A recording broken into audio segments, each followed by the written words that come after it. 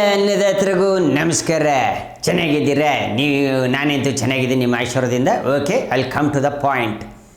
Pratap Simha BJP, yes Pratap Simha ಅವರಿಗೆ DK Shivakumar ಸಾಹೇಬ್ರು ಹೇಳಿರೋವಂಥದ್ದು viral ಆಗ್ತಾನೆ ಇರ್ತೈತೆ ಅವಾಗ. ಈಗ ಆಗಿರೋದು ಏನಪ್ಪ ಅಂದರೆ, ಪ್ರತಾಪ್ ಸಿಂಹ ಅವ್ರನ್ನ BJP ಅವರು ಬಿಸಾಕ್ಬಿಟ್ಟವ್ರೆ, ಹೊರಗೆ ಬಿಸಾಕ್ಬಿಟ್ಟವ್ರು. ಅವನ್ನ ಯಾವುದಕ್ಕೂ ಲೆಕ್ಕಕ್ಕೆ ಇಟ್ಕೊಂಡಿಲ್ಲ ಪ್ರತಾಪ್ ಸಿಂಹನ BJP ಅವರು ಅಂತ ಹೇಳ್ಬಿಟ್ಟವ್ರೆ ಕಣಪ್ಪ.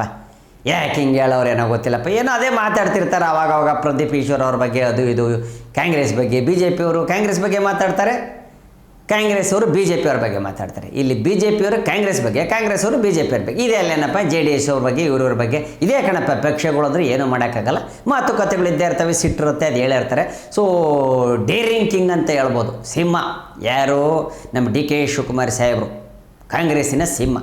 ಅವ್ರು ಹೇಳಿರೋಂಥದ್ದು ಎತ್ತಿ ಹೊರಗಡೆ ಬಿಸಾಕ್ಬಿಟ್ಟವ್ರೆ, ಲೆಕ್ಕಕ್ಕೆ ಇಟ್ಕೊಂಡಿಲ್ಲ BJPಯಲ್ಲಿ ಅಂತ ಪ್ರತಾಪ್ ಸಿಂಹ ಅವ್ರನ್ನ ಲೆಕ್ಕಕ್ಕೆ ಇಟ್ಕೊಂಡಿಲ್ವಂತೆ. ಹಿಂಗೆ ಹೇಳೋರೆ ಕಣಪ್ಪ. ಇನ್ನು ವಿಚಾರಗಳಿವೆ ಕಣಪ್ಪ. ಇನ್ನೇನು ಹೇಳ್ತಾರಂದ್ರೆ, ಇನ್ನು ಕೆಲವು ವಿಚಾರಗಳು ಬರ್ತವೆ. ಸಿದ್ದರಾಮಯ್ಯ ಸಾಹೇಬರು 5 years ಫಿಕ್ಸ್, CM ಅವರೇ ಇರ್ತಾರೆ. ಯಾರು ಎಷ್ಟು ಸೈಕಲ್ ಹೊಡೆದ್ರು, ಯಾರು ಏನು ಮಾಡಿದ್ರು ಅಷ್ಟೇ, CM ಅವರೇ ಇರ್ತಾರೆ 5 ವರ್ಷ. ನಾನೇ CM 5 ವರ್ಷ ಅಂತ ಇನ್ನು ಸಿದ್ದರಾಮಯ್ಯ ಸಾಹೇಬ್ರು ಹೇಳಿರೋಂಥದ್ದು. ಇನ್ನೊಂದು ಭಾಷಣದಲ್ಲಿ ಹೇಳಿರೋಂಥದ್ದು ಏನು ಅಂದರೆ, ಟಗರು ಸಾಹೇಬರು ಹೇಳೋರು ಅಂದರೆ 100 ವರ್ಷ, ನಾನು 100 ವರ್ಷ ಇದ್ದೇ ಇರ್ತೀನಿ, 100 ವರ್ಷ ನಾನು ಬದುಕ್ತೀನಿ ಅಂತ ಓಪನ್ ಚಾಲೆಂಜಿಗೆ ಹೇಳಿರೋಂಥದ್ದು ಕಣಪ್ಪ. ಖುಷಿ ಆಯಿತು. ಇರಲಿ, ಒಳ್ಳೆಯದಾಗಲಿ, ಆಯುಷು ಆರೋಗ್ಯನೆಲ್ಲ ಕೊಟ್ಕಾಬಿಡಲಿ ಸಿದ್ದರಾಮಯ್ಯ ಸಾಹೇಬ್ರಿಗೆ. ಇನ್ನು ವಿಚಾರಗಳಿವೆ ಕಣಪ್ಪ. ಇನ್ನು ಸಿದ್ದರಾಮಯ್ಯ ಸಾಹೇಬ್ರು 5 ವರ್ಷ ಅಂದರೆ, ಇಲ್ಲಿ DK ಸಾಹೇಬರು ಸತೀಶ್ ಜಾರಕಿಹೊಳಿ ಅವ್ರ ಹತ್ರ ಮಾತುಕತೆ ನಡೆಸವ್ರೆ. ಹೆಂಗೆ, ಏನು ನೀವು ಸಪೋರ್ಟ್ ಕೊಡ್ತೀರಾ, CM ಆಗ್ತೀನಿ ಅಂತ. ಯಾಕಂದ್ರೆ ಅವ್ರು ಸಿದ್ದರಾಮಯ್ಯ ಪರ ನಿಂತಿರೋಂಥವ್ರು, ಅವ್ರ ಬೆಂಬಲಕ್ಕೆ ನಿಂತಿರೋಂಥವ್ರು. ನನ್ನ ಬೆಂಬಲಕ್ಕೆ ಬನ್ನಿ ನೀವು ದಯವಿಟ್ಟು ಅಂಥೇಳಿ. ಯಾಕಂದ್ರೆ ಅವ್ರು ಹೋಗಿ ಸ್ವಲ್ಪ ಹೇಳಿದ್ರೆ, ಸತೀಶ್ ಜಾರಕಿಹೊಳಿ ಸಾಹೇಬರು ಸೌಕರ್ರು ಅಂತಾರೆ ಅವ್ರನ್ನ ಬೆಳಗಾವಿಯಲ್ಲಿ.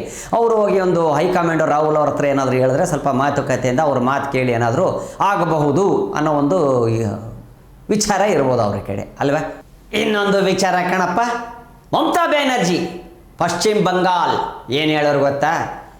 ಈ BJP ಸರ್ಕಾರದವ್ರನ್ನ ಅವ್ರು ಬಿಡಿ, ಮುಖ್ಯವಾಗಿ ಮೋದಿನ ಅವ್ರು ಮಾಡ್ತಾ ಇರೋ ಕೆಲಸನ, ಅವ್ರು ಏನು ಕೆಲಸ ಮಾಡ್ತಾರೆ ಅಂತ ಗೊತ್ತಿದೆ ಅವ್ರಿಗೆ, ಒಂದು ಜೈಲೊಳಗೆ ಹಾಕಿಸ್ತೀನಿ ಅಂತ ಹೇಳೋರಂತೆ ಕಣಪ್ಪ ಭಾಷಣದಲ್ಲಿ. ಮೋದಿನ ದಾರ ಕಟ್ಟಿ ಹಗ್ಗದೊಳಗೆ ಎಳ್ಕೊಂಡೋಗಿ ನಾನೇ ಜೈಲ್ಗೆ ಹಾಕ್ತೀನಿ ಅವ್ರನ್ನ ಅಂತ ಹೇಳ್ಬಿಟ್ಟವ್ರೆ. ಅದಕ್ಕೆ ಮೋದಿ ಸಾಹೇಬರು ಬಿಡ್ತಾರೇನಪ್ಪ? ಅಯ್ಯೋ ಗುರು, ಹೆಂಗೆಪ್ಪ ಅವರು ಭಾರತದ ಸಿಂಹ ಕಣಪ್ಪ, ಅದು ಅವ್ರನ್ನ ಮಾತಾಡ್ಸಿದ್ರೆ ಬಿಟ್ಬಿಡ್ತಾರನಪ್ಪ. ಗರ್ಜನೆ ಮಾಡಿದೆ ಕಣಪ್ಪ ಮೋದಿ ಸಾಹೇಬರು, ಗರ್ಜನೆ ಮಾಡಿದಂಥದ್ದು ಪಶ್ಚಿಮ ಬಂಗಾಳದಲ್ಲಿ. ಏನು ಹೇಳೋರು ಗೊತ್ತಾ? ದೀದಿ, ಅರೆ ದೀದಿ, ತುಮ್ನೆ ಕಹಾ ಮುझे जेल भेज दोगे, मुझे जेल भेज दोगे और रस्सी की 100 रुपए की रस्सी आप 10,000 में भेजोगे. दीदी आप बोल दो कि कौन सा है जेल, मैं खुद चले जाऊंगा ಅಂತ ಮೋದಿಯವರು ಹೇಳ್ಬಿಟ್ಟಾರೆ ಕಣಪ್ಪ. ಅರ್ಥ ಆಯ್ತಾ ನಿಮ್ಗೆ ಏನು ಅಂತ?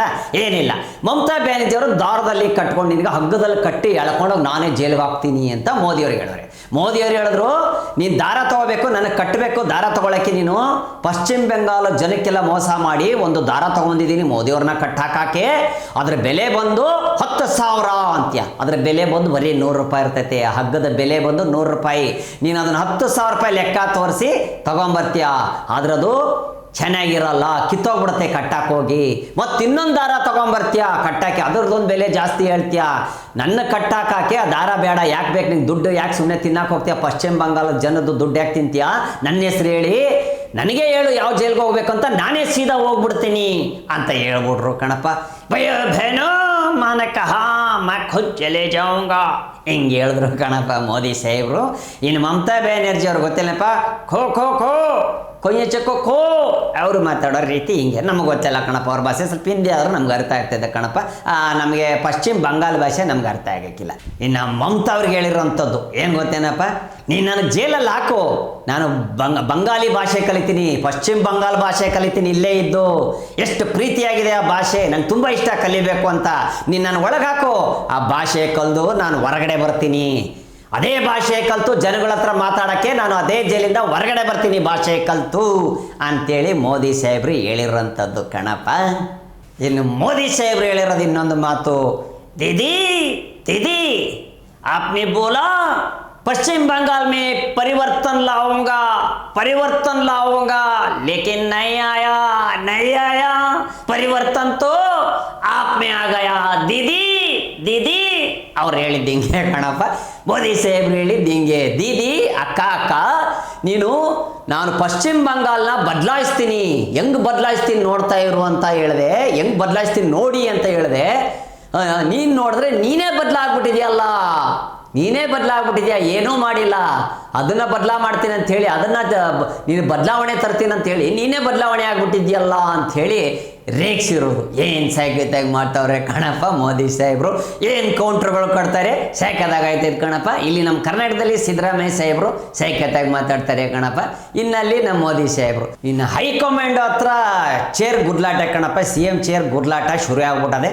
ಅದಕ್ಕೆ ರಾಹುಲ್ ಗಾಂಧಿ ಅವರು ಹೇಳ್ತಾ ಇದ್ದಾರೆ, ನಾನು ಬ್ಯುಸಿ ಇದ್ದೀನಿ, ಸ್ವಲ್ಪ ವೇಟ್ ಮಾಡಿ DK ಸಾಹೇಬ್ರೇ, I will call you later ಅಂಥೇಳಿ ಒಂದು ಮೆಸೇಜ್ ಹಾಕವ್ರಂತೆ ಕಣಪ್ಪ. I will call you later ಅಂದರೆ ನಿಮ್ಗೆ ಸಮಾಧಾನ ಹೇಳ್ತೀನಿ ನಾನು ಏನು ಎತ್ತ ಅಂತ, ದಯವಿಟ್ಟು ಕಿತ್ಲಾಡಕ್ಕೆ ಹೋಗಬೇಡ್ರಿ, ಸ್ವಲ್ಪ ತಾಳ್ಮೆ ಇರಲಿ, ತಾಳ್ಮೆ ಇಟ್ಕೊಳ್ಳಿ DK ಸಾಹೇಬ್ರೆ, ನಾನು ಕಾಲ್ ಮಾಡ್ತೀನಿ, ನಾನು ಸ್ವಲ್ಪ ಬ್ಯುಸಿ ಇದ್ದೀನಿ ಅಂತೇಳಿ DK ಸಾಹೇಬ್ರಿಗೆ ಮೆಸೇಜ್ ಹಾಕಿರೋಂಥದ್ದು ರಾಹುಲ್ ಗಾಂಧಿಯವರು. Please wait, I will call you later ಅಂತ. ಯಾಕಂದರೆ ಇಲ್ಲಿ ಕಾಂಗ್ರೆಸ್ಸಲ್ಲಿ ಏನು ನಡೀತಾ ಇದೆ ಅಂತ ಗೊತ್ತಿದೆ, ಶಾಂತವಾಗಂತೂ ನಡೀತಾ ಇಲ್ಲ ಕಣಪ್ಪ. ದಿವಸ ಕ್ರಾಂತಿ ಮೇಲೆ ಕ್ರಾಂತಿ ಆಗ್ತಾನೆ ಇದೆ. ಇನ್ನು 2 ವರ್ಷ ಆಯ್ತು, ಇನ್ನು ಡಿಸೆಂಬರ್ ಕಳೀತು ಅಂದರೆ ಇನ್ನು ಜನವರಿಗೆ ಇನ್ನು 2 ವರ್ಷ ಇರ್ತೈತೆ ಕಣಪ್ಪ. ಕರೆಕ್ಟ್ ಅಲ್ಲಪ್ಪ, 3 ವರ್ಷ ಇನ್ನು CM ಸಾಹೇಬ್ರು ಸಿದ್ದರಾಮಯ್ಯ ಸಾಹೇಬ್ರು ಕಳೆದ್ಬಿಟ್ಟವ್ರೆ, ಇನ್ನು ಬಿಟ್ಟು ಕೊಡೋಕ್ಕೇನು ಅಂತ ಇನ್ನು ಕೆಲವು MLAಗಳು ಕೇಳ್ತಾವ್ರೆ, ಆದರೆ ಇವರು ಬಿಟ್ಟು ಕೊಡ್ತಾ ಇಲ್ಲ. ಹೈಕಮಾಂಡು ಅವ್ರ ಪರ್ಮಿಷನ್ ಇವ್ರಿಗೆ ಕೊಟ್ಟಿಲ್ಲ, ಆಮೇಲೆ ಸಿದ್ದರಾಮಯ್ಯ ಅವರು ಬಿಡಕ್ಕೆ ರೆಡಿ ಇಲ್ವೋ ಏನೋ ಗೊತ್ತಾಗ್ತಾ ಇಲ್ಲ ಕಣಪ್ಪ. ಬಟ್ ಹೈಕಮಾಂಡ್ ಕಡೆಯಿಂದ ಪರ್ಮಿಷನ್ ಬರಬೇಕಲ್ಲ. ಇನ್ನು ಸಿದ್ದರಾಮಯ್ಯ ಸಾಹೇಬರು ಹೋಗಿ ಏನಾದರೂ ಹೇಳಿರ್ಬೋದು, ಇಲ್ಲ ಇವ್ರು ಹೈಕಮಾಂಡೇ ಹೇಳಿರ್ಬೋದು, ಬೇಡ ಬೇಡ ನೀನು ಇಳಿಯಕ್ಕೆ ಹೋಗ್ಬೇಡ, ನೀನೇ ಇರೋ ಕರೆಕ್ಟಾಗಿರುತ್ತೆ, ನಾನು ಮೇಂಟೈನ್ ಮಾಡ್ತೀನಿ, ನೀನು ಯೋಚನೆ ಮಾಡೋಕ್ಕೆ ಹೋಗ್ಬೇಡ, ನಿಮ್ಮ ಕೆಲಸ ನೀವು ಮಾಡಿಕೊಂಡು ಹೋಗಿ, ಕಾಂಗ್ರೆಸ್ನ ನೀವು ನಡೆಸ್ಕೊಂಡು ಹೋಗಿ ಸಿದ್ದರಾಮಯ್ಯ ಸಾಹೇಬ್ರಿಗೆ ರಾಹುಲ್ ಗಾಂಧಿ ಅವ್ರು ಹೇಳಿರ್ಬೋದು. ಇಲ್ಲಾಂದ್ರೆ ಇಷ್ಟೊತ್ತಿಗೆ ಪರ್ಮಿಷನ್ ಏನಾದರೂ ಇತ್ತು ಅಂದರೆ ಅಕಸ್ಮಾತ್ ಗ್ರೀನ್ ಸಿಗ್ನಲ್ ಕೊಟ್ಟಿದ್ರು, ಇಷ್ಟೊತ್ತಿಗೆ DK ಸಾಹೇಬ್ರಿಗೆ ಬಿಟ್ಟು ಕೊಡಬೇಕಾಗಿತ್ತು. ಅವ್ರಿಗೆ ಬಿಟ್ಟು ಕೊಡೋಕ್ಕೆ ಇಷ್ಟ ಇಲ್ಲ. ರಾಹುಲ್ ಗಾಂಧಿ ಸೋನಿಯಾ ಗಾಂಧಿ ಅವರಿಗೆ CM ಸೀಟು DK ಅವ್ರಿಗೆ ಬಿಟ್ಟು ಕೊಡೋಕ್ಕೆ ಇಷ್ಟ ಇಲ್ಲ. ಇಲ್ಲೇ ಗೊತ್ತಾಗ್ತೈತೆ, ಕರೆಕ್ಟ್ ಅಲ್ವಾ? ಇಲ್ಲೇ ಗೊತ್ತಾಗ್ತದೆ, ಬಿಟ್ಟು ಕೊಡೋರು ಬಿಟ್ಟು ಕೊಡ್ತಾರೆ, ಕರೆಕ್ಟ್ ಅಲ್ವಾ? 2 ವರ್ಷ ನೀನು 2 ವರ್ಷ ನಾನು ಮಾತುಕತೆ ಆಗಿತ್ತು, ಬಿಟ್ಟು ಕೊಡ್ತಾ ಇಲ್ಲ. ಬಿಟ್ಟು ಯಾಕೆ ಕೊಡ್ತಾ ಇಲ್ಲ ಅಂದರೆ ಅವ್ರಿಗೆ ಇಷ್ಟ ಇಲ್ಲ ಇವ್ರ ಕೈ ಕೊಡೋಕ್ಕೆ.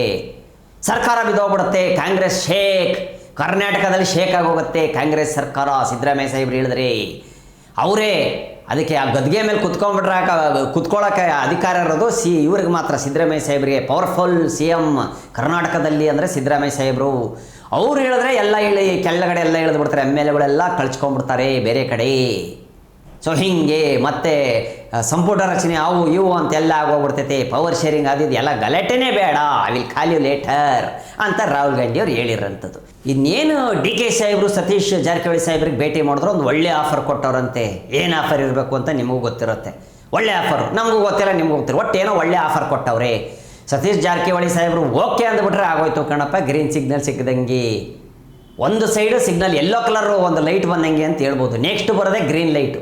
ಸೊ ಹೀಗಾಗಿ ಜಾರಕಿಹೊಳಿ ಸಾಹೇಬ್ರಿಗೆ ಫುಲ್ ಅವರು ಒಂದು ಒಳ್ಳೆ ಆಫರ್ನ ಕೊಟ್ಟವ್ರೆ DK ಸಾಹೇಬರು. ನೋಡ್ಬೇಕು ಕಣಪ್ಪ ಜಾರಕಿಹೊಳಿ ಸಾಹೇಬರು ಒಪ್ಕೋತಾರ ಇಲ್ಲ ಗೊತ್ತಿಲ್ಲ, ಯಾಕಂದ್ರೆ ಅವ್ರು ತುಂಬ ಸಿದ್ದರಾಮಯ್ಯ ಸಾಹೇಬ್ರಿಗೆ ಆಪ್ತರು, ಒಪ್ಕೊಳ್ತಾರ ಇಲ್ಲ ಗೊತ್ತಿಲ್ಲ ಕಣಪ್ಪ. ಇನ್ನು ಸಿದ್ದರಾಮಯ್ಯ ಸಾಹೇಬ್ರಿಗೆ ಫೋನ್ ಮಾಡಿ ಕೇಳ್ಬೋದು, ಈ ಥರ ಕೊಟ್ಟಾರ ಆಫರು DK ಅವರು, ಏನು ಮಾಡಲಿ ನಾನು ಅಂತ. ಅವ್ರು ಏನಂತಾರೆ, ಏನು ಮಾಡ್ತೀಯ ನೋಡು, ಬೇಡ ಅಂದ್ಬಿಡ್ತಾರೆ ಕಣಪ್ಪ, ಹೇಳೋಕ್ಕಾಗಲ್ಲ ಅಲ್ವಾ? ಓಕೆ, ನೆಕ್ಸ್ಟ್ ನೋಡೋಣ ಇನ್ನೇನೈತದೆ ಎತ್ತ ಅಂತ ಕಾದು ನೋಡ್ಬೇಕು ಕಣಪ್ಪ ನಾವೇ. ಇನ್ನು ಬಿ ಜೆ ಪಿ ಕಾರ್ಯಕರ್ತರು ಎಲ್ಲರೂ ಸೇರಿ ಅಂಬೇಡ್ಕರ್ ಸಾಹೇಬ್ರವರಿಗೆ ಹೂವಿನ ಹಾರವನ್ನು ಹಾಕಿ ಅವರಿಗೆ ಜೈಕಾರವನ್ನು ಕೂಗಿದ್ದಾರೆ. ಸೊ ಅಂಬೇಡ್ಕರ್ ಸಾಹೇಬರಿಗೆ ಜಯವಾಗಲಿ ಅಂತ. ಖಂಡಿತ ಸಂವಿಧಾನ, ಯಾಕಂದರೆ ಅಂಬೇಡ್ಕರ್ ಸಾಹೇಬರು ಮಾಡಿರೋಂಥ ಒಂದು ಭಾರತಕ್ಕೆ ಏನಿದೆಯೋ, ದೀಪದ ಕೆಳಗೆ ಓದಿ ತಾನು ವಿದ್ಯಾವಂತನಾಗಿ ಇನ್ನೊಬ್ಬರಿಗೂ ಬದುಕೋಕ್ಕೆ ಒಂದು ದಾರಿ ಮಾಡಿಕೊಟ್ಟಂಥವ್ರು ಅಂಬೇಡ್ಕರ್ ಸಾಹೇಬರು. ಎಸ್, ಖಂಡಿತ ಅವ್ರಿಗೆ ಜೈ ಅಂತ ಹೇಳಲೇಬೇಕು ಅಂಬೇಡ್ಕರ್ ಸಾಹೇಬ್ರವರು. ಇನ್ನು DK ಸಾಹೇಬ್ರಿಗೆ ಸ್ವಾಮೀಜಿಯವರೊಬ್ಬರು ಸಪೋರ್ಟ್ ಮಾಡೋಕ್ಕೆ ಬಂದರು. ಏನಪ್ಪ, ನಾನು ಬೆಂಬಲ ಕೊಡ್ತೀನಿ ನಿಮಗೆ, ನೀವು ನಿಜವಾಗ್ಲೂ ಖಂಡಿತ ನೀವು ಈ ಕಾಂಗ್ರೆಸ್ಸಲ್ಲಿ ನೀವು ನಿಜವಾಗ್ಲೂ ನೀವು ಇರಬೇಕು, ನೀವು CM ಆಗಬೇಕು ಅಂತೇಳಿ ಸ್ವಾಮೀಜಿಯವರು ಒಬ್ಬರು ಹೇಳಿದ್ರು. ಇನ್ನು CM ಸಿದ್ದರಾಮಯ್ಯ ಸಾಹೇಬ್ರಿಗೆ ಗೊತ್ತಾಗೋಯ್ತು ಈ ವಿಚಾರ. ಅವ್ರು ಹೇಳಿದ್ರು, ಪ್ಲೀಸ್ ಡೋಂಟ್ ಎಂಟ್ರಿ ಸ್ವಾಮೀಜಿ, ದಯವಿಟ್ಟು ಈ ರಾಜಕಾರಣದಲ್ಲಿ, ಅದು ಸ್ಪೆಷಲಿ ಕಾಂಗ್ರೆಸ್ ಒಳಗಡೆ ದಯವಿಟ್ಟು ಈ ವಿಚಾರದಲ್ಲಿ ನೀವು ತಲೆ ಹಾಕಕ್ಕೆ ಹೋಗಬೇಡಿ, ಪ್ಲೀಸ್ ಡೋಂಟ್ ಎಂಟ್ರಿ ಅಂತೇಳಿ ಸಿದ್ದರಾಮಯ್ಯ ಸಾಹೇಬರು ಸ್ವಾಮೀಜಿಗೆ ಹೇಳ್ಬಿಟ್ಟವ್ರೆ. ಇನ್ನು ಸ್ವಾಮೀಜಿ ಸೈಡ್ ಹೋಗ್ಬಿಟ್ಟವ್ರೆ. ಯಾಕೆ ಪಾಪ ನಮ್ಗೆ ಯಾಕೆ ಬೇಕಿನ್ನು ಅವ್ರು ಏನಾರು ಮಾತಾಡ್ಕೋತಾರೆ, ನಾವು ಹೇಳಿದೆ ನನಗೆ ಇಷ್ಟ ಆಯಿತು CM ಮಾಡಬೇಕು DK ಸಾಹೇಬ್ರನ್ನ ನಾನೊಂದು ಮಾತು ಹೇಳಿದೆ, ನಮ್ಗೆ ಬೇಕಾದವರು ಅಂತ. ಸಿದ್ದರಾಮಯ್ಯ ಸಾಹೇಬ್ರೆ ಹಿಂಗೆ ಹೇಳಿದ್ಮೇಲೆ CM ಸಾಹೇಬ್ರು ಹೇಳಿದ್ಮೇಲೆ ನಮಗೆ ಯಾಕೆ ಅಂತ ಸ್ವಾಮೀಜಿಯವರು ಸುಮ್ಮನೆ ಆಗಿಬಿಟ್ಟವ್ರಂತೆ. ಇನ್ನು ನೋಡ್ಬೇಕು ಕಣಪ್ಪ, ಇನ್ನೂ ವಿಚಾರ ಏನಾಗ್ತೈತೆ ಅಂತ ನೋಡ್ಬೇಕು. ಯಾವ್ಯಾವ ಕಡೆಯಿಂದ ರೆಕಮೆಂಡೇಷನ್ಗಳು ಬರ್ತಾವೆ ಗೊತ್ತಿಲ್ಲ ಡಿ ಕೆ ಸಾಹೇಬ್ರಿಗೆ. ಯಾಕಂದ್ರೆ ಅವ್ರು ಆಗಬೇಕಾಗಿತ್ತು, ಅವ್ರಿಗೂ ಹಠ ಇದೆ. ಈ ಸತಿ ಫುಲ್ಲು ಪಟ್ಟಿಡ್ದು ನಿಂತ್ಕೊಂಡ್ಬಿಟ್ಟವ್ರು ಅವರು. ಆದರೆ ಆಗಬೇಕು, ಆರ್ಯ ಪಾರ್, ಒಂದು ಒಳಗೆ ಇಲ್ಲಾಂದ್ರೆ ಹೊರಗೆ, ಒಟ್ಟಾಗಬೇಕು. ನಾನು ಅಷ್ಟೇ, ನೀವು ನನ್ನ CM ಮಾಡಬೇಕು, ಓಕೆನಾ? ಯಾಕಂದರೆ ಕಾಂಗ್ರೆಸ್ಗೆಲ್ಲ ಕಾರಣ ಡಿ ಕೆ ಸಾಹೇಬರು ಕೂಡ ಅವರೇ. ಅಷ್ಟು ಬಹುಮತಗಳಿಂದ ಗೆದ್ದಿದೆ ಅಂದರೆ ಅದಕ್ಕೆ ಡಿ ಕೆ ಸಾಹೇಬರು ಕಾರಣ ಆಗಿದ್ದಾರೆ ಅದಕ್ಕೂ, ಓಕೆನಾ? ಸೊ ಸಿದ್ದರಾಮಯ್ಯ ಸಾಹೇಬ್ರಿಗೆ ಎಷ್ಟು ಪವರ್ ಇದೆಯೋ ಇವ್ರಿಗೂ ಅಷ್ಟೇ ಪವರ್ ಇದೆ ಅಂತ ಇನ್ನು MLAಗಳು ಎಲ್ಲ ಹೇಳ್ತಾವ್ರೆ ಕಣಪ್ಪ. ಇನ್ನೆಲ್ಲ ದೆಹಲಿಗಳಿಗೆ ಹೋಗಿ ಬರೋದು ಅದು ಇದು ತುಂಬ ಎಲ್ಲ ನೊಂದು ಬೆಂದು ಹೋಗ್ಬಿಟ್ಟವ್ರೆ ಕಣಪ್ಪ. ಈ ಕ್ರಾಂತಿ ಅಂತ ಕಾಂಗ್ರೆಸ್ಸಲ್ಲೇ ಕೇಳಿ ನನಗೆ ಬೇಜಾರಾಯ್ತೈತೆ ಕಣಪ್ಪ. ಹೇಳೋಕ್ಕೆ ಬರೀ ಕ್ರಾಂತಿ ಇವತ್ತಿದು ನಾಳೆ CM ಶೀಟು, ಇವತ್ತು ರಾಹುಲ್ ಗಾಂಧಿ ಅವ್ರು ಫೋನ್ ಮಾಡಿದ್ರು ಮೆಸೇಜ್, ಇದೆ ನಾನೇ ಹೇಳ್ಬೇಕಾಯ್ತು. ನನಗೂ ಬೇಜಾರಾಯ್ತೈತೆ. ನನಗೆ ಎಷ್ಟು ಬೇಜಾರಾಗುತ್ತೆ ಅಂದರೆ ಜನಗಳಿಗೆ ಎಷ್ಟು ಬೇಜಾರಾಗ್ಬೋದು ಕಣಪ್ಪ, ಅಲ್ವೇನ್ರಪ್ಪ? ಇದು ಒಳಗನೆ ಅವರವರೇ ಕೂತ್ಕೊಂಡು ಮಾತಾಡಿ 4 ಗೋಡೆ ಮಧ್ಯೆ ಏನಾಯ್ತು ಅದನ್ನು ಅಲ್ಲೇ ಮುಗಿಸಿ ಕ್ಲಿಯರ್ ಮಾಡಿಬಿಟ್ಟಿದ್ರೆ ಆಗ್ಬಿಟ್ರೋದು. ಇದು ಸುದ್ದಿ ಹೊರಗಡೆ ಬಂದ್ಬಿಡ್ತು ಕಣಪ್ಪ, ಏನು ಮಾಡೋಕ್ಕಾಗಲ್ಲ. ಗೊತ್ತಲ್ಲೇನಪ್ಪ, ಫುಲ್ ಫಾಸ್ಟ್ ಕಣಪ್ಪ ಜನ. ಈಗ ಮೀಡಿಯಾಗಳಕ್ಕಿಂತ ಜಾಸ್ತಿ ಫಾಸ್ಟು ಜನಗಳು, ಬಾಯಿಂದ ಬಾಯಿಗೆ ಹೋಗ್ಬಿಡ್ತೈತೆ ಕಣಪ್ಪ. ನಮ್ದಾದ್ರೆ ಅಡ್ವರ್ಟೈಸ್ಮೆಂಟ್ ಅವು ಹಾಕ್ಕೊಂಡು ಹೇಳ್ತೀವಿ, ಇಲ್ಲ ಇದು ಹಂಗಲ್ಲ, ಟಣ ಅಂತ ಹೋಗ್ಬಿಡ್ತೈತೆ. ಹಿಂಗಾಗೋದಂತೆ ಕಾಂಗ್ರೆಸ್ಲಿ, BJP ಹಿಂಗಾಯ್ತು, JDS ಹಿಂಗೆ ಮಾಡೋರೆ, ಎಲ್ಲ ಹಿಂಗೆ ನಡೆದು ಬಿಡ್ತವೆ ಅಲ್ಲೇನ್ರಪ್ಪ. ಅದಕ್ಕೆ ಒಳಗೆ ಗುಟ್ಟು ಒಳಗೆ ಇರಬೇಕು. ಇದು ರಟ್ಟು ಆಗೋಯ್ತು. ಒಳಗಿನ ಗುಟ್ಟು ರಟ್ಟು, ಕಾಂಗ್ರೆಸ್ಸಿನ ಒಳಗಿನ ಗುಟ್ಟು ಹೊರಗೆ ರಟ್ಟು. ಅದು ಜನಗಳ ಕಿವಿ ಮುಂದೆನೇ ರೆಟ್ಟಾಗಿ ಹೋಗ್ಬಿಟ್ಟಿದೆ, ಕಣ್ಣು ಮುಂದೆ ರೆಟ್ಟಾಗಿ ಹೋಗ್ಬಿಡ್ತು. ಯಾಕೆ ಇನ್ನು ಕಾಂಗ್ರೆಸ್ ವಿಚಾರವನ್ನು ಮಾತಾಡ್ತಾ ಇದ್ವಿ. ಸೀಟಿನ ಜಗಳ ಏನು ನಡೀತಾ ಇದೆಯೋ WWF ಫೈಟ್ ಥರ ಆಗ್ಬಿಟ್ಟಿದೆ ಕಣಪ್ಪ. ಅದನ್ನಾದ್ರೂ ನೋಡ್ಬೋದು, ಮುಗಿದು ಬಿಡ್ತಾ ಇತ್ತು ಒಂದು 10 ನಿಮಿಷದಲ್ಲಿ. ಆದರೆ ಇದು ಮುಗಿಯಂಗೆ ಕಾಣ್ತಾ ಇಲ್ಲ. ಕ್ರಾಂತಿ ನವಂಬರಿಂದ ಶುರುವಾಗಿದ್ದು, ನವಂಬರ್ 1ನೇ ತಾರೀಕಿಂದ ಶುರುವಾಗಿದ್ದು, ಇವತ್ತಾಗಲೇ ನವಂಬರ್ 27 ಕಣಪ್ಪ, ಇನ್ನೂ ಮುಗಿದಿಲ್ಲ. ಇನ್ನು 3 ದಿವಸದಲ್ಲಿ ಕಾಂಗ್ರೆಸ್ಸಲ್ಲಿ ಕ್ರಾಂತಿ ಶಾಂತಿ ಆಗುತ್ತೆ. ರಾಹುಲ್ ಗಾಂಧಿ ಅವರು ಹೇಳೋರೆ, ಶಾಂತಿ ಮಾಡ್ತೀನಿ ನಿಮ್ಮಿಬ್ಬರಿಗೂ, ಇಬ್ಬರು ಶಾಂತವಾಗಿರ್ರಿ ಸದ್ಯಕ್ಕೆ, 3 ದಿವಸದ ಒಳಗಡೆ ಏನನ್ನೋದು ಮಾಹಿತಿ ಕೊಡ್ತೀನಿ. CM ನೀವು ಮುಂದೆ ಒರೆಸ್ಬೇಕಾ ಇಲ್ಲ ಬೇಡವಾ, ಇಲ್ಲ DK ಅವರಿಗೆ ಅಲ್ಲಿ ಕುಂದಿರಿಸ್ಬೇಕಾ, ಅವ್ರು CM ಆಗಬೇಕಾ ಅನ್ನೋ ವಿಚಾರ ಈಗ 3 ದಿವಸದಲ್ಲಿ ಗೊತ್ತಾಗತ್ತೆ. ಇನ್ನು ಮುಂದೆ ಕಾಂಗ್ರೆಸ್ಸಲ್ಲಿ ಕ್ರಾಂತಿ ಶಾಂತಿ ಆಗಲಿದೆ ಇನ್ನು 3 ದಿವಸದಲ್ಲಿ. ಇನ್ನೊಂದು ವಿಚಾರ ಕಣಪ್ಪ, ಮೈಸೂರು ಅಂದರೆ ಯಾರಿಗೂ ಗೊತ್ತಿಲ್ಲ ಕಣ. ಮೈಸೂರು ಅಂದರೆ ಅಲ್ಲಿ ಮೈಸೂರು ದಸರಾ ಎಷ್ಟೊಂದು ಸುಂದರ, ಅದು ಓಕೆ. ಈಗ ಯದುವೀರು ಸಾಹೇಬರು ಹೇಳಿರೋಂಥದ್ದು, ಯದುವೀರು ಮಹಾರಾಜರು ಹೇಳಿರೋಂಥದ್ದು, ಮೈಸೂರಲ್ಲಿ ಅಪರಾಧಗಳು ಜಾಸ್ತಿ ಆಗ್ತಾಯಿದೆ, ತುಂಬ ಕ್ರಿಮಿನಲ್ ಜಾಸ್ತಿ ಆಗ್ತಾ ಇದ್ದಾರೆ ಈಗ ಮೈಸೂರಲ್ಲಿ. ಶಾಂತವಾಗಿತ್ತು, ಮೈಸೂರಿಗೆ ಪೊಲೀಸ್ನವರೇ ಬರ್ತಾ ಇರಲಿಲ್ಲ. ಒನ್ಸ್ ಅಪಾನ್ ಎ ಟೈಮ್ ಪೊಲೀಸ್ನವ್ರು ಎಂಟ್ರಿನೇ ಕೊಡ್ತಾ ಇರಲಿಲ್ಲ ಮೈಸೂರಿಗೆ. ಏನು ಆ ಥರದ್ದು ಯಾವುದು ಗಲಾಟೆಗಳಾಗಲಿ ಕಿರಿಕಾಗಲಿ ಇಂಥದ್ದು ಯಾವುದೂ ಇರ್ತಾ ಇರಲಿಲ್ಲ. ಈಗ ಜಾಸ್ತಿ ಆಗಿಬಿಟ್ಟಿದೆ, ಅಪರಾಧಗಳು ಜಾಸ್ತಿ ಆಗಿಬಿಟ್ಟಿದೆ ಮೈಸೂರಲ್ಲಿ. ಅಂಥವ್ರೆಲ್ಲ ಉಟ್ಕೊಂಡ್ಬಿಟ್ಟವ್ರೆ ಮೈಸೂರಲ್ಲಿ. ಇವಾಗ ಅಪರಾಧ ಮಾಡೋರೆಲ್ಲ ಜಾಸ್ತಿ ಉಟ್ಕೊಂಡ್ಬಿಟ್ಟವ್ರಲ್ಲಿ, ಇಲ್ಲೇ ಇಳ್ಕೊಂಡ್ಬಿಟ್ಟವ್ರೆ. ಮಾಡಬಾರ್ದು ಕೆಲಸ ಎಲ್ಲ ಮಾಡಿ ಮುಂದೆ ಬರೋಕ್ಕೆ ಶುರು ಆಗಿಬಿಟ್ಟವ್ರೆ ಮೈಸೂರಲ್ಲಿ ಕೆಲವರು ಅಂಥೇಳಿ ಯದುವೀರ್ ಸಾಹೇಬರು ಹೇಳಿರುವಂಥದ್ದು. ನಿಜ ಕಣಪ್ಪ, ನಿಜ, ಖಂಡಿತ ಅಪರಾಧಗಳು ಜಾಸ್ತಿ ಆಗ್ತಾ ಇದ್ದಾವೆ ಮೈಸೂರಲ್ಲಿ. ಶಾಂತವಾಗಿರಬೇಕಂತ ಮೈಸೂರಲ್ಲಿ. ಯಾಕಂದರೆ ಟೂರಿಸ್ಟ್ ಪ್ಲೇಸ್ ಇದೆ, ಎಷ್ಟೋ ಜನ, ಕೋಟಿಗಟ್ಟಲೆ ಜನಗಳು ಹೊರಗಡೆ ದೇಶದಿಂದೆಲ್ಲ ಬರ್ತಾರೆ ಅರಮನೆ ನೋಡೋಕ್ಕೆ. ಅದು ನಿಜವಲ್ಲೂ ನಮಗೆ ಹೆಮ್ಮೆಯ ವಿಚಾರ, ಮೈಸೂರು ಹೆಮ್ಮೆಯ ವಿಚಾರ, ಅರಮನೆ ಇದೆ. ಯದುವೀರ್ ಸಾಹೇಬರು ಹೇಳಿರುವಂಥದ್ದು ಇದು. ಈ ಥರ ತುಂಬ ಅಪರಾಧಗಳು ಆಗ್ತಾಯಿದೆ. ಇನ್ನು ಯದುವೀರು ಮಹಾರಾಜರು ಹೇಳಿರುವಂಥದ್ದು, ಫ್ರೀ ಹ್ಯಾಂಡ್ ಕೊಟ್ಬಿಟ್ಟೈತೆ ಈ ಸರ್ಕಾರ, ಅದಕ್ಕೆ ಈ ಥರ ಎಲ್ಲ ಆಗ್ತಾಯಿದೆ, ಅಪರಾಧಗಳು ಜಾಸ್ತಿ ಆಗ್ತಾಯಿದೆ. ಅಂದರೆ ಕಾಂಗ್ರೆಸ್ ಸರ್ಕಾರ ಫ್ರೀ ಹ್ಯಾಂಡ್ ಜಾಸ್ತಿ ಆಗ್ಬಿಟ್ಟೈತೆ, ಇವಾಗ ಅಪರಾಧಗಳು ಜಾಸ್ತಿ ಆಗ್ತಾ ಇದ್ದಾವೆ ಅಂತ ಹೇಳಿದ್ರು ಕಣಪ್ಪ. ಇನ್ನೊಂದು ವಿಚಾರ ಕಣಪ್ಪ, ಈ ಅನ್ನಭಾಗ್ಯ ಅಂತ ಏನು ಹೇಳ್ತಾ ಇದ್ರು ಸರ್ಕಾರದಲ್ಲಿ, ಅನ್ನಭಾಗ್ಯ, ಅನ್ನನೇ ಕಳ್ತನ ಮಾಡ್ಕೊಂಡು ಹೋಗ್ತಾಯಿದ್ರು. ಒಂದು ಲಾರಿನ ಸೀಸ್ ಮಾಡಾಕವ್ರೆ ಪೊಲೀಸ್ನವರು. 30 ಟನ್ ಅಕ್ಕಿ ಸಿಕ್ಕಾಕೊಂಡಿದೆ, 30 ಟನ್, ಬರೋಬ್ಬರಿ 30 ಟನ್ ಅಕ್ಕಿ ಸಿಕ್ಕಾಕೊಂಡಿದೆ. ಕಳ್ತನ ಮಾಡ್ಕೊಂಡು ಎತ್ಕೊಂಡು ಹೋಗ್ತಾಯಿದ್ರು. ಅನ್ನಭಾಗ್ಯ ಅಂತ ಎಲ್ಲಿ ಹೇಳ್ತಾರೆ ಸರ್ಕಾರದಲ್ಲಿ, ಬಟ್ ಅಲ್ಲಿ ನೋಡಿದ್ರೆ ಕಳ್ತನ ಮಾಡ್ತಾರೆ. ಯಾರು ಮಾಡೋರಪ್ಪ? ಅನ್ನಭಾಗ್ಯ ಯಾರು ಕೊಡಬೇಕು, ಅವ್ರಿಗೆ ಕೊಡ್ತಲ್ಲ ಕಣಪ್ಪ. ಅನ್ನಭಾಗ್ಯ ಯಾರಿಗೆ ಸಿಗಬಾರ್ದು ಅವ್ರಿಗೆ ಸಿಕ್ಕೊಂಡು ಎತ್ತಾಕೊಂಡು ಹೋಗ್ತಾಯಿದ್ರು ಲಾರಿಯಲ್ಲಿ. ಪೊಲೀಸ್ನವರು ಸೀಸ್ ಮಾಡಾಕವ್ರಿ 30 ಟನ್ ಅಕ್ಕಿ. ಇನ್ನು ನಾಳೆ ಕರ್ನಾಟಕಕ್ಕೆ ಉಡುಪಿ ಶ್ರೀಕೃಷ್ಣ ಮಠಕ್ಕೆ ಮೋದಿಯವರು ಭೇಟಿ ನೀಡಲಿದ್ದಾರೆ. ನಾಳೆ ಕಣಪ್ಪ ಮೋದಿ ಸಾಹೇಬರು ಉಡುಪಿ ಕೃಷ್ಣ ದರ್ಶನ ಪಡೆಯೋದಕ್ಕೆ ಹೋಗ್ತಾ ಇದ್ದಾರೆ. ನಮ್ಮ ಪ್ರಧಾನಮಂತ್ರಿ ಮೋದಿಯವರು ಉಡುಪಿಗೆ ಹೋಗ್ತಾ ಇದ್ದಾರೆ ದರ್ಶನ ಪಡೆಯೋದಕ್ಕೆ, ಕೃಷ್ಣನ ದರ್ಶನ ಪಡೆಯೋದಕ್ಕೆ ಉಡುಪಿಗೆ ಹೋಗ್ತಾ ಇದ್ದಾರೆ. ಆಯಿತು, ಒಳ್ಳೆಯದಾಗಲಿ ವಾಸುದೇವ ಅಂದ್ಕೊಂಡು.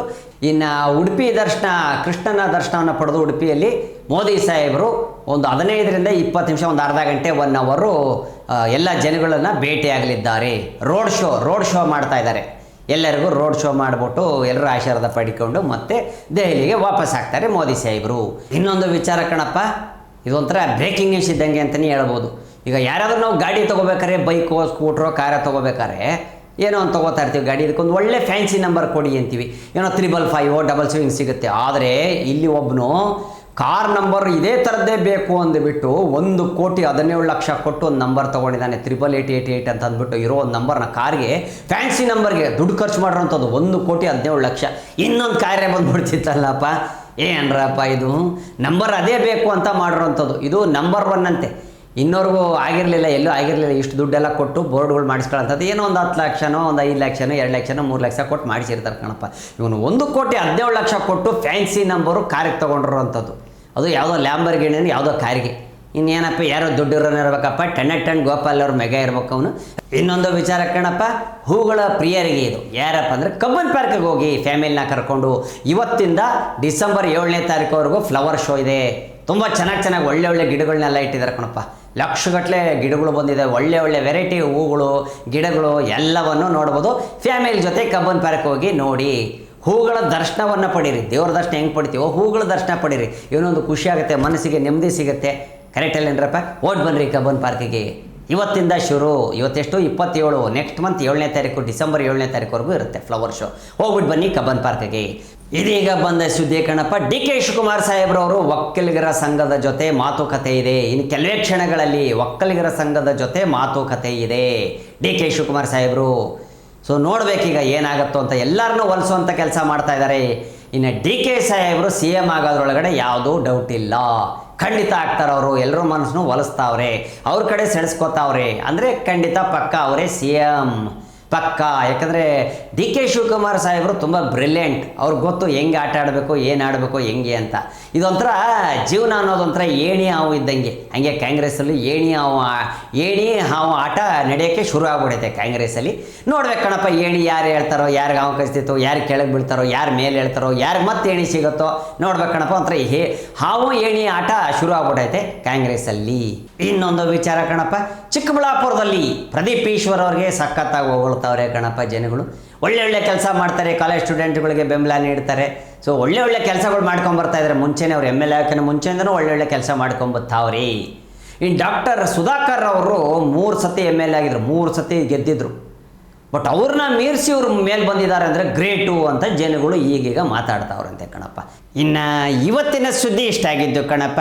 ಸುದ್ದಿಗಳಿಗೆ ಏನಪ್ಪ ಕಡಿಮೆ ಕರ್ನಾಟಕದೊಳಗಡೆ ಸಿಗ್ತಾನೆ ಇರ್ತವೆ. ಮತ್ತೆ ಒಳ್ಳೆ ಸುದ್ದಿಗಳು ತಗೊಂಡು ಬರ್ತೀನಿ ಪೊಲಿಟಿಕ್ಸ್ ಮಸಾಲೆ ದೋಸೆಯಲ್ಲಿ. ಇವತ್ತು ಯಾರ್ಯಾರು ಪೊಲಿಟಿಕ್ಸ್ ಮಸಾಲೆ ದೋಸೆ ನೋಡಿದ್ರು ಎಲ್ಲ ಅನ್ನದಾತರಿಗೂ ಧನ್ಯವಾದಗಳು. ಓಡಿ ಬರ್ತೀನಿ ಕಣಪ್ಪ, ಶೇಂಬುಲಿಂಗೆ ಬರ್ತೀನಿ ಕಣ್ರಪ್ಪ. ನಿಮ್ಮೆಲ್ಲರ ಓಟ್ ಯಾರಿಗೆ? ನನಗೆ. ನಿಮ್ಮೆಲ್ಲರ ಓಟು ಯಾರಿಗೆ? ನನಗೆ. ಪೊಲಿಟಿಕ್ಸ್ ಮಸಾಲೆ ದೋಸೆಗೆ ಬರ್ತೀನಿ ಕಣಪ್ಪ. ಎಟ್ಲ ಕಾರಣ DK ಸಾಹೇಬ್ರ ಮನೆ ಕಡೆ ಹೋಗ್ಬೇಕು ಕಣಪ್ಪ, ನೋಡ್ಬೇಕಲ್ಲ ಏನಾಯ್ತದೆ ಅಂತ. ಪಾಪ ಸಿದ್ದು ಸಾಹೇಬ್ರು ಬಿಟ್ಟು ಕೊಟ್ಬಿಟ್ರೆ ಚೆನ್ನಾಗಿರ್ತಿತ್ತಂತ ಸುಮಾರು ಜನ ಕಾಯ್ತವ್ರೆ. ಪಾಪ ಸಿದ್ದು ಸಾಹೇಬ್ರು ಬಿಡ್ತಾ ಇಲ್ಲಲ್ಲಪ್ಪ. ನಮ್ಮ DK ಸಾಹೇಬ್ರು CM ಆಗ್ಬೇಕಂತವ್ರು. ನೋಡ್ಬೇಕು ಕಣಪ್ಪ ಏನಾಗ್ತಿತ್ತು. ಹೈಕಮಾಂಡ್ ಏನು ಮಾಡ್ತಾರೆ ಅದ್ರ ಮೇಲೆ ಡಿಪೆಂಡು ಕಣಪ್ಪ.